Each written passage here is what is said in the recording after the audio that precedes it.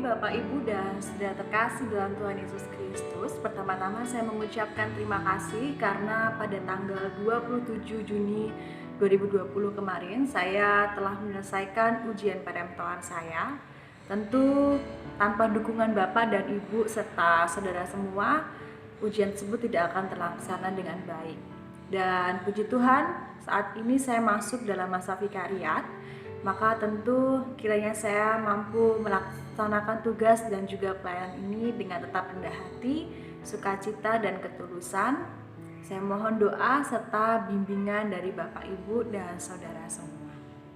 Baik Bapak Ibu terkasih dalam Tuhan Yesus Kristus, sebentar lagi seperti yang kita tahu, kita akan bersama-sama melaksanakan perjamuan kudus yang tentu berbeda dengan suasana-suasana sebelumnya, karena kita sedang mencoba cara baru yang akan kita laksanakan esok dengan perjamuan kudus online. Ini jadi pengalaman pertama dan pengalaman yang baru untuk kita semua tentunya. Nah Bapak Ibu terkasih, renungan kita pada pagi hari ini akan berkenaan dengan perjamuan kudus yang akan kita terima esok. Saya teringat Bapak Ibu, ada teman saya yang mengatakan demikian. Wah enak ya, jadi orang Kristen itu makan-makan, senang-senang, di gereja bareng-bareng gitu. Sedangkan kami harus menahan nafsu, menahan lapar ketika puasa. Di satu sisi lagi ada juga teman saya mengatakan demikian Bapak Ibu. Wah enak ya, jadi orang Kristen minum-minum anggur, ya kalau di kami sih itu haram. Ada, ini pengalaman nyata yang saya rasakan, bahwa ada beberapa teman saya yang mengatakan demikian. Menurut Bapak Ibu, kalau Bapak Ibu mendengar perkataan semacam ini, apa perasaan Bapak Ibu? Apakah biasa saja, atau marah mungkin, atau senang, atau bingung, atau seperti apa? Kalau saya sendiri jujur Bapak Ibu, saya merasakan kebingungan. Kenapa saya bingung? Karena ya saya bingung, apakah memang orang Kristen itu di gereja senang-senang saja, makan-makan saja, lalu minum-minuman anggur dengan seenaknya, dan lain sebagainya. Maka untuk membenarkan atau menyalahkan pernyataan ini, maka mari kita kembali berefleksi pada diri kita sendiri. Sebenarnya apakah memang benar kita bergereja, melakukan perjamuan kudus, melakukan perjamuan kasih gitu ya, untuk hanya bersenang-senang saja? Sebentar lagi kita akan melaksanakan perjamuan kudus Bapak Ibu. Kita diajak untuk makan roti dan minum anggur. Mungkin anggur di sini memang beralkohol gitu ya, dan bagi beberapa orang ini menjadi haram gitu karena beralkohol, jadi tidak boleh diminum. Tapi kenapa kita memakai anggur ini sebagai bagian kita dalam melaksanakan perjamuan kudus? Bapak Ibu terkasih, sebelum itu saya mengajak kita semua untuk merenung kembali. Sebenarnya mengapa kita harus perjamuan kudus? Mungkin Bapak Ibu memang ada orang-orang Kristen yang ke gereja hanya untuk bersenang-senang, hanya untuk misal ada perjamuan kasih, ada momen untuk makan-makan, kan lumayan gitu ya. Seperti anak-anak kos, anak-anak yang terpisah jauh dari orang tua, lumayan lah untuk mengisi perut. Atau mungkin memang perjamuan kudus itu hanya untuk bersenang-senang, momen kita untuk minum anggur yang biasanya tidak boleh oleh orang tua. Mungkin kalau di beberapa bagian gereja pakai seloki yang kecil. Tapi banyak juga masih di gereja-gereja kecil menggunakan tumung yang besar. Jadi kalau perjamuan kudus, majelisnya tuh udah siap-siap bawa jok lagi kalau udah sampai di bagian pemuda dan remaja. Karena kalau minum itu sampai berteguk-teguk gitu ya, menjadi bagian atau menjadi momen dimana kita bisa minum anggur dengan puas. Atau memang ada orang-orang Kristen yang menganggap perjamuan ini adalah sesuatu yang sangat sakral, sehingga kalau tidak ikut perjamuan maka akan mendatangkan malapetaka, akan mendatangkan kesialan. Jadi harus ikut perjamuan kudus dengan sungguh-sungguh. Atau juga mungkin beberapa orang Kristen menganggap bahwa perjamuan kudus ini sebagai obat yang mujarab. Jadi kalau mau sembuh jadi sakit harus minum anggur dan juga makan roti. Ikut perjamuan. Dan banyak tentunya motif-motif lain yang kita miliki gitu ya, berkenaan dengan perjamuan kudus ini.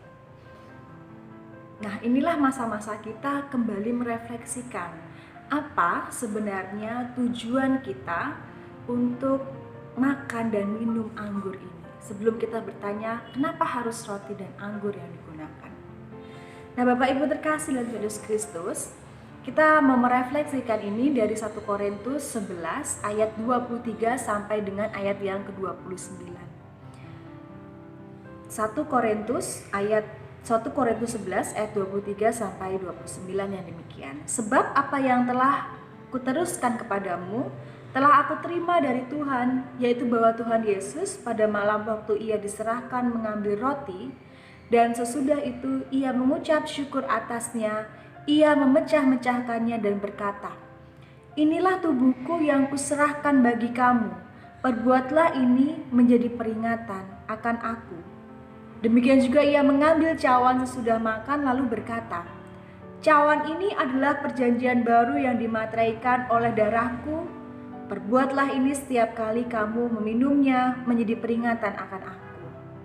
Sebab setiap kali kamu makan roti ini dan minum cawan ini, kamu memberitakan kematian Tuhan sampai ia datang. Jadi barang siapa dengan cara yang tidak layak makan roti dan minum cawan Tuhan, ia berdosa terhadap tubuh dan darah Tuhan. Karena itu hendaklah tiap-tiap orang menguji dirinya sendiri, dan baru sesudah itu ia makan roti dan minum dari cawan itu. Karena barang siapa makan dan minum tanpa mengakui tubuh Tuhan, ia mendatangkan hukuman atas dirinya sendiri." Bapak Ibu terkasih dalam Yesus Kristus, ini adalah surat yang diberikan oleh Paulus kepada jemaat di Korintus. Mengapa Paulus memberikan surat ini kepada mereka? Karena kala itu ada salah persepsi tentang perjamuan kudus ini. Jadi perjamuan kudus yang seharusnya menjadi pengingat kita kembali akan pemeliharaan Allah dalam hidup kita, akan pemeliharaan Allah yang diberikan dalam tubuh Yesus Kristus, ini menjadi salah kaprah. Bahwa mereka, jemaat di Korintus kala itu, menggunakan momen perjamuan ini sebagai tempat berkumpul. Nah, di tempat berkumpul ini mereka yang punya ekonomi tinggi itu lalu menjadi suatu momen bagi mereka untuk menunjukkan barang-barang berharga yang dimilikinya, kekayaan yang dimilikinya. Sedangkan bagi mereka yang memiliki ekonomi rendah, menjadi sebuah momentum bagi mereka untuk mendapat makan makanan yang enak. Karena sesudah perjamuan gitu ya, tentu ada disediakan perjamuan kasih atau makan-makan di sana. Nah, kesalahan pemahaman ini mendorong Paulus lalu mengirimkan surat ini. Bapak Ibu terkasih dalam Yesus Kristus, Paulus ingin mengingatkan kepada kita bahwa perjamuan itu bukan sekedar makan dan minum. Perjamuan bukan sekedar rutinitas, bahwa saya sudah ikut CD, saya sudah dewasa, maka saya melakukan perjamuan, tapi tidak tahu artinya apa. Atau saat ini anak-anak juga ikut serta dalam perjamuan kudus gitu ya. Lalu kita membiarkan mereka akan ketidaktahuan mengapa mereka harus menerima ini. Meskipun masih kecil, kita harus tetap memberitahukan mereka sedikit demi sedikit apa makna dari perjamuan ini. Bahwa perjamuan ini menjadi sarana pemeliharaan iman kita, pengingat kita bahwa Allah selalu menuntun, Allah selalu memberikan kasih-Nya, Allah selalu memperhatikan kita. Ini adalah pemeliharaan iman kita, sarana pemeliharaan iman yang perlu terus kita lakukan, sehingga kita terus mengingat bahwa kita ada dalam Kristus. Bapak Ibu terkasih, dalam sejarahnya perjamuan ini adalah pemeliharaan gitu ya.